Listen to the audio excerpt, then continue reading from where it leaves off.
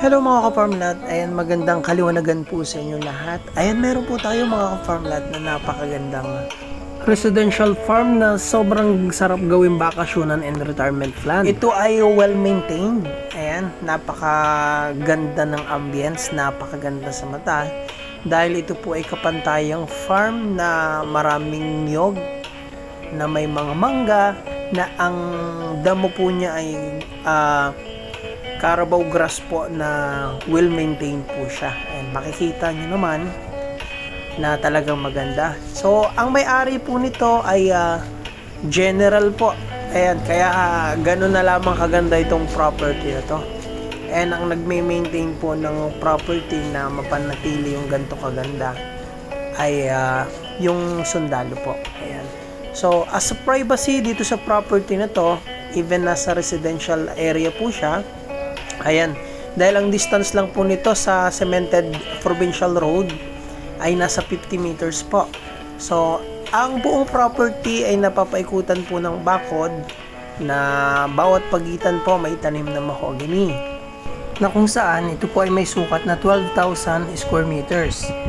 At buhay pa po ang nakapangalan sa titulo. So, ang halaga po nito as residential farmhouse o residential po na farm na pwede nyong gawing farmhouse po ay nagto 200 pesos per square meter lang po. Alam naman po natin ang presyo ng mga residential farm, medyo talagang medyo mahal na. So ayan, kaya po binebenta, hindi na po nagagawi dyan ng kumbaga parang gusto niya na pong i-dispose. So ayan mga ka-farmlat, malapit lang po yan sa town proper ng Calawag, mga 15 to 20 minutes drive na sa town proper ka na ng Calawag. So ipapakita ko po sa inyo yung distance niya sa Google Earth mamaya. Sa huling part ng video ipapakita ko sa inyo. So ayan, ipapakita rin po natin yung overlooking part niya. Ayan. So ang ganda po nito. Medyo may presyo lang pero talaga ng pampong maganda at pasok po ang sasakyan dyan sa property. Ayan. So ayan mga ka-farmlat, silipin natin. Ayan mga ka-farmlat, overlooking din po dito. Medyo may mga puno lang na nakaharang kaya hindi nyo po masyadong matatanaw.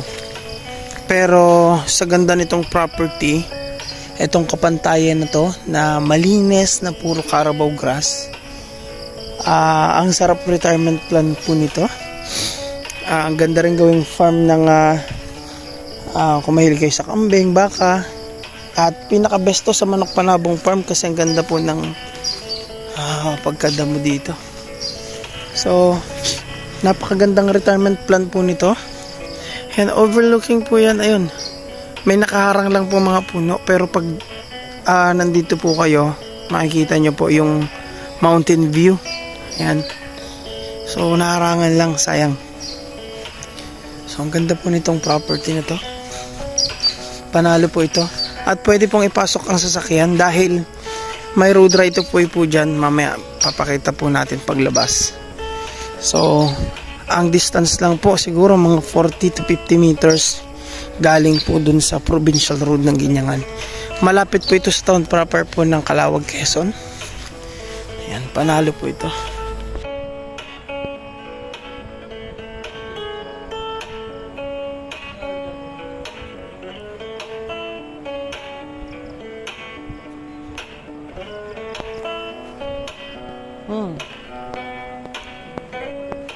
So ayun mga ka-farmlat, palabas na tayo ng property. Bali, mukhang kaka-harvest lang, may mga pinagbunutan pa dito. So ito mga ka-farmlat, yung kung magpapasok po ng sasakyan sa lote, ito po yung road right of way. Ayan. So pasok po dito ang 4 wheels. Then ito naman po yung pathway papunta dun sa mga may lote pa dun sa loob. Dito po sila nadaan.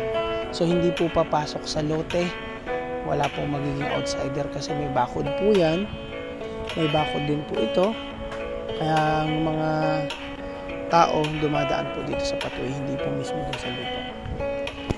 Ayan. So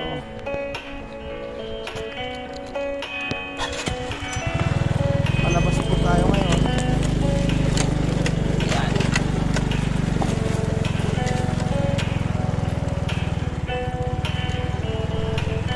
So ayan mga ka-farmlat, ayan na, makikita na po natin yung provincial road po dyan. So ayan na po yan.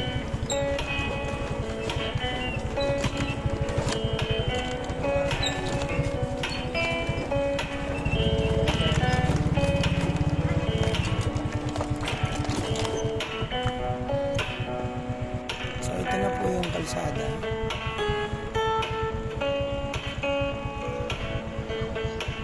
And ang location po ng property ay sa bayan po ng Calauag, Quezon. Ayan. And tingnan naman natin from Manila. So ito po yung mga bayan po na madadaanan natin. Ayan. So dadaan po tayo ng Lucena, Atimonan, Gumaca, Lopez, Calauag. Ito po ang town proper ng Calauag, Quezon. Tabing dagat po yan. Ayan. Pwede po kayo mamili ng mga isda dyan. Sariwa po mga isda. And yung property, nandito po. So, San Roque, Barangay San Roque, Calauag, Quezon. So, siguro po mga 15 minutes drive sa town, from town proper. Nandito ka na sa property. Ayan.